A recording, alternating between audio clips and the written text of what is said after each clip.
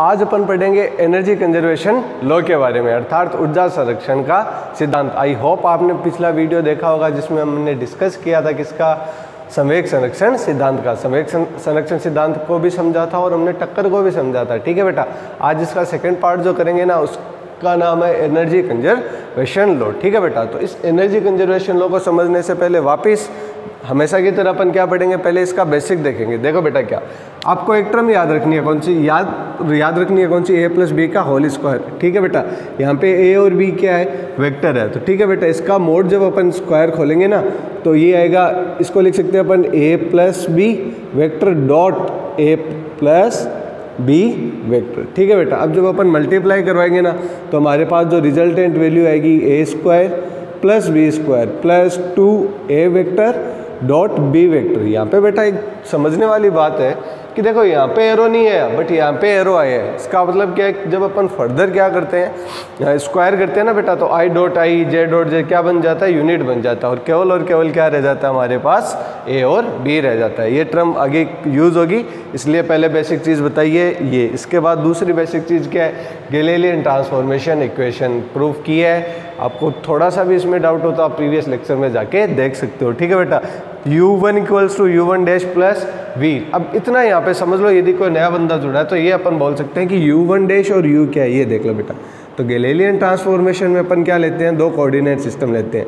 ये होता है s और ये होता है बेटा s डैश। ठीक है, s डैश और s दो फ्रेम ऑफ रेफरेंस है।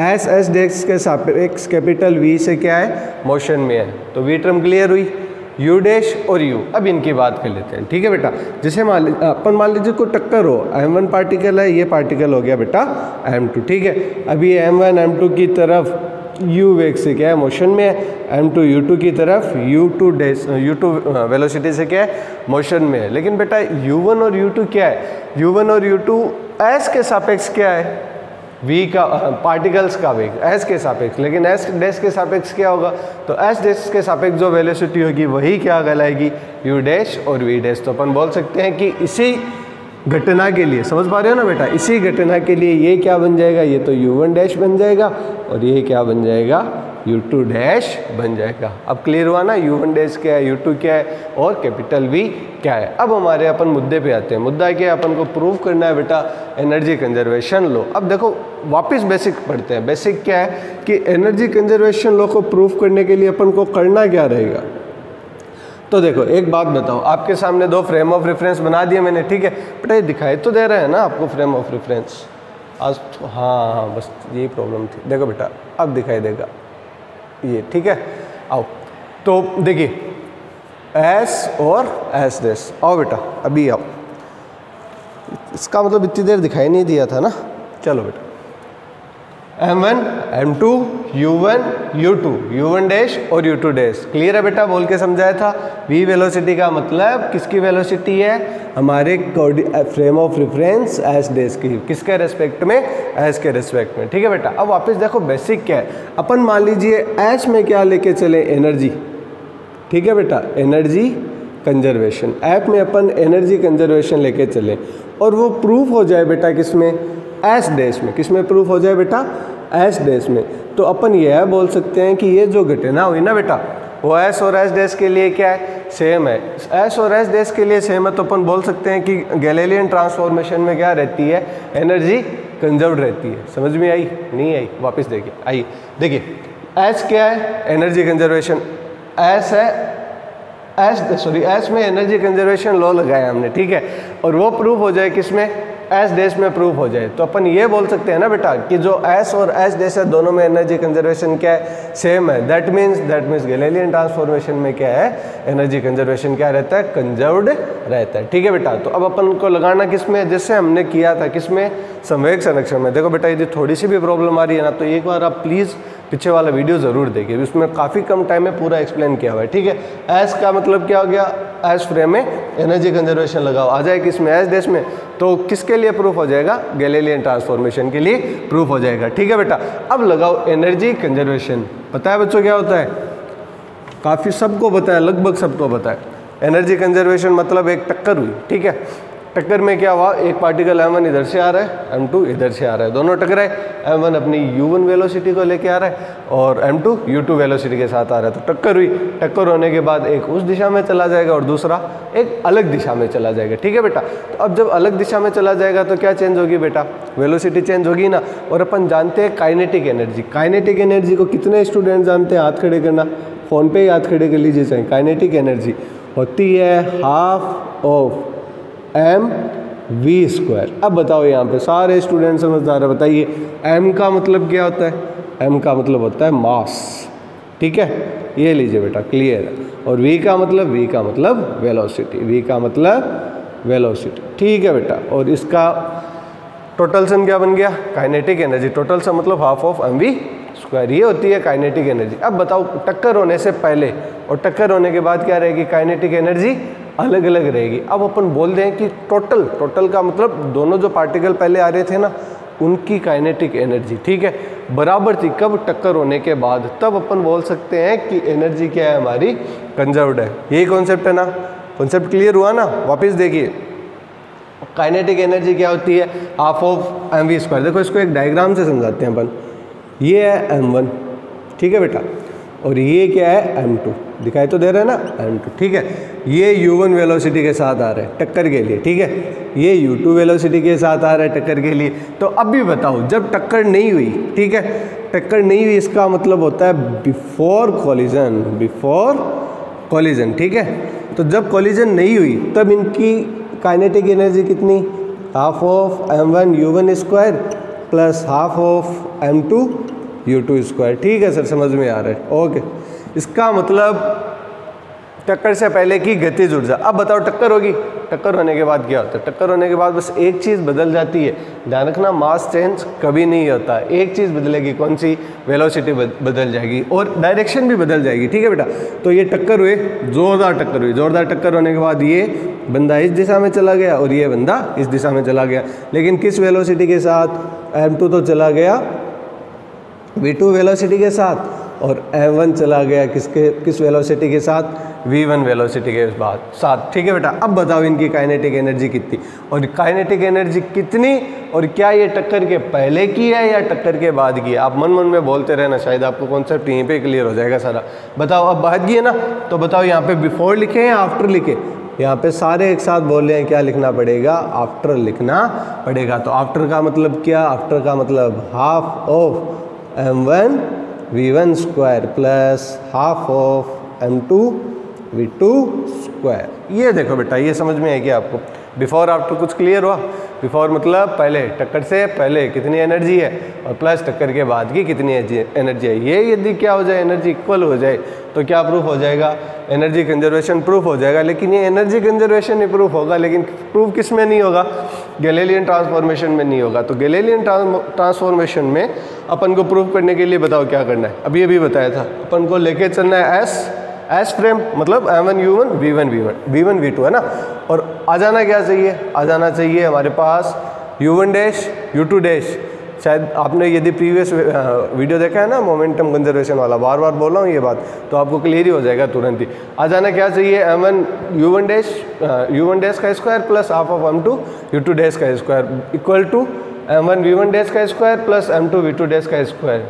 हो जाएगा ना प्रूफ। ठीक है बेटा, अब आओ देखो, अब अपन को क्या करना है, प्रूफ करना है। तो पहले तो इन दोनों को मिला के एक इक्वेशन बनाइए सुंदर सी। पहले तो इन दोनों को मिला के एक इक्वेशन बनाइए, कैसे बनेगी बताओ। अब ये डायग्राम मिटा देते हैं, आज समझ में आ रहा है ना थोड़ा। देखो बेटा, आओ, तो ये मैंने लगाया किसके लिए, एस फ्रेम के लिए, frame of reference FOR, S frame के लिए लगाइए। एनर्जी कंजर्वेशन कितना हो जाएगा, हाफ ऑफ m1 u1²। आज थोड़ी तबीयत खराब है इसलिए थोड़ी एनर्जी कम मिलेगी आपको, m2 u2² बराबर आ जाएगा किसके, half of m1 v1² plus half of m2 कितना बेटा, v2²। ये लीजिए, एक चीज़ और जोड़ेंगे अपन इसी इक्वेशन में, वो क्या होगा, प्लस क्यू। प्लस क्यू का मतलब क्या है, ये समझना, ये बहुत इंपॉर्टेंट टर्म है। ठीक है, ये टर्म ये कहती है कि चाहे टक्कर कितनी भी हो, चाहे टक्कर कैसी भी हो, कभी भी कंप्लीट समझना, कंप्लीट का मतलब हो गया 100%। कितना? 100% एनर्जी कंजर्व्ड नहीं रहती। 0.001 हो या कितनी भी हो, ना मात्र भी हो, एनर्जी क्या होती है? कम जरूर होती है। क्यों? फर्श पे थोड़ा बहुत क्या रहेगा? फ्रिक्शन भी रहेगा। चलो अपन फ्रिक्शन भी ना ले, चिकना फर्श ले लें, ठीक है, इसका काम खत्म। अब चिकना फर्श ले लोगे तो थोड़ा बहुत तो हवा का रेजिस्टेंस भी तो रहेगा ना, तो कुछ ना कुछ एनर्जी क्या होती है फ्रिक्शन में या हवा के रेजिस्टेंस में क्या हो जाती है? खत्म हो जाती है। दैट्स वाई अपन क्या लेते हैं यहाँ पे? प्लस से क्यू लेते हैं, ठीक है। प्लस क्यू क्यों लिया? क्योंकि पहले ज़्यादा थी, फिर क्या होगी? कम होगी। कितनी कम होगी? उतना क्या कर दीजिए? जोड़ दीजिए, ठीक है बेटा। तो बताओ यहाँ तक क्लियर है? तब तो अपन आगे चलें, या फिर यहाँ तक आप लेना चाहो तो स्क्रीनशॉट ले लीजिए। क्या ले लीजिए? स्क्रीनशॉट। चले बेटा आगे आओ। देखो अब अपन पढ़ेंगे किसमें? पढ़ना नहीं है, अब जो इक्वेशन बनाई है ना उसमें क्या करना है? बस वैल्यू पुट करनी है। क्या करनी है? वैल्यू पुट करनी है। देखिए कीजिए अभी वैल्यू पुट। बेसिक क्या? Galilean transformation equation. वैल्यू रख दें, आंसर निकाल लीजिए। ये लीजिए बेटा, वैल्यू रख दीजिए। Half of m1, half of m1 u1 की वैल्यू देख के बताना बेटा, शायद ये हो जाएगी u1 डैश का स्क्वायर, ठीक है बेटा। u1 प्लस नहीं u1 डैश का स्क्वायर नहीं होगा, u1 प्लस v का क्या हो जाएगा? होल स्क्वायर, ठीक है, प्लस हाफ m2 आ जाएगा। क्या आ जाएगा बेटा? u2 डैश प्लस v का होल स्क्वायर, ठीक है बेटा। और बराबर में क्या आ जाएगा? बराबर में आ जाएगा किसकी वैल्यू लिखनी है? v1 और v2 की। v1 v2 कैसे निकालें? v1 v2 कैसे निकालें? तो v1 के लिए क्या आ जाएगा? v1 आ जाएगा v1 का डैश प्लस क्या आ जाएगा? कैपिटल v, ठीक है बेटा। Then put the value of half of m1 v1 का square v1 dash plus v का whole square plus half of कितना बेटा? m2। बोलते रहो, आपका टॉपिक है, साथ में क्लियर हो जाएगा। फिर चाहे आप रिवीजन भी नहीं करोगे तो भी चलेगा। और प्लस क्या लगा दिया? प्लस q लगा दिया, ठीक है बेटा। अब एक बात बताओ, अब क्या काम आएगी? बेसिक, ये बेसिक काम आएगी कि a प्लस b का क्या करना है? होल स्क्वायर खोलना है, ठीक है। तो a प्लस b का होल स्क्वायर खोलना है और वैल्यू अपन को क्या है? पता है, ठीक है बेटा। यदि आप पेन कॉपी लेके साथ में कर रहे हो तो आप यहीं पर क्या कर सकते हो? खुद ही सॉल्व कर सकते हो, ताकि एग्जाम में क्या ना हो? प्रॉब्लम ना हो। आओ बेटा चलिए। नाउ अब अपन को क्या करना है? मल्टीप्लाई करना है और वैल्यू निकालनी है। तो देखो बेटा, हाफ ऑफ ये इससे मल्टीप्लाई होगा, ठीक है। पहले फॉर्मूला तो पूरा ले लीजिए सर। ये क्या होगा? a प्लस बी का होल स्क्वायर की वैल्यू कितनी है? कि a square plus B square plus 2ab। और वेक्टर किस पे नहीं आएगा? वेक्टर u1 पे नहीं आएगा, तो u1 square plus V square plus half of u1 dash और कितना आ जाएगा? v। देखो एरो लगाए इन पे और बाकी पे एरो नहीं लगाया। देन हाफ ऑफ m2 कितना हो जाएगा बेटा? u2 square plus capital v square plus 2 multiply by u2 और क्या आ जाएगा? एरो आ जाएगा और क्या आ जाएगा बेटा? v आ जाएगा, ठीक है। आफ्टर दैट किसको? आगे वाली टर्म को सोल्व करना है। वैल्यू रख दीजिए और क्या हो जाएगी? सोल्व हो जाएगी। m1 आएगा, ठीक है बेटा। और यहाँ पे कितना हो जाएगा? v1 square plus v square plus 2 multiply by v1 और कितना आ जाएगा? v आ जाएगा, ठीक है। v1 आ जाएगा v। एक m2 वाली टर्म फिर भी रहेगी, एक m2 वाली टर्म फिर भी रहेगी। तो ये कितना आ जाएगा? हाफ ऑफ m2 और कितना आ जाएगा?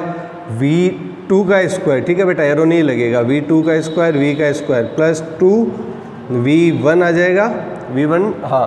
और ये क्या आ जाएगा? 2v2 आएगा ना सर, और वो भी क्या आएगा? डैश में आएगा ना, और क्या आ जाएगा? v आ जाएगा। इस तरफ भी डैश लगाया क्या हमने? डैश नहीं लगाया, जबकि लगाना चाहिए। डैश तो लगेगा ना, अब इस पे लगेगा सर डैश, इस पे, ठीक है। अब ये देख लो, यहाँ तक कोई डैश तो फिर इनमें भी लगेगा ना, डैश तो लगेगा, ठीक है।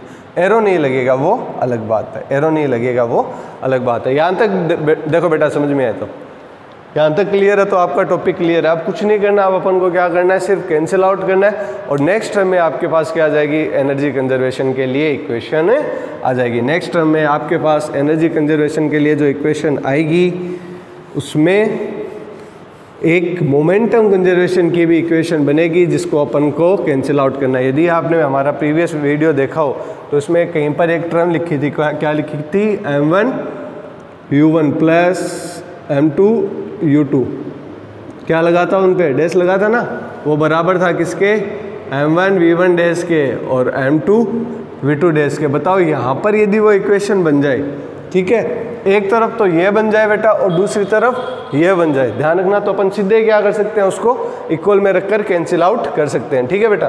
तो आइए अब अपन वैल्यू रखते हैं। तो ये तो हो गया हाफ ऑफ u1 डैश का स्क्वायर, ठीक है बेटा, और हाफ ऑफ क्या हो गया, m capital V square plus, देखना अब वो इक्वेशन बनेगी, 2 से 2 कैंसिल आउट, m1 हो गया, ठीक है बेटा, और क्या हो गया, u1 डैश हो गया, u1 डैश हो गया, ठीक है, और मल्टीप्लाई में क्या चला गया, v चला गया। इन टर्म को आराम से समझाऊंगा, पूरा समझाऊंगा बेटा, बाकी टॉपिक कंफ्यूज नहीं करता। अब ये जो बैलेंस करना है ना, ये क्या करता है, कंफ्यूज करता है। चाहे वीडियो थोड़ा सा लंबा होगा बट एक बार कर लिए तो वापस देखने की ज़रूरत नहीं पड़ेगी, ठीक है बेटा।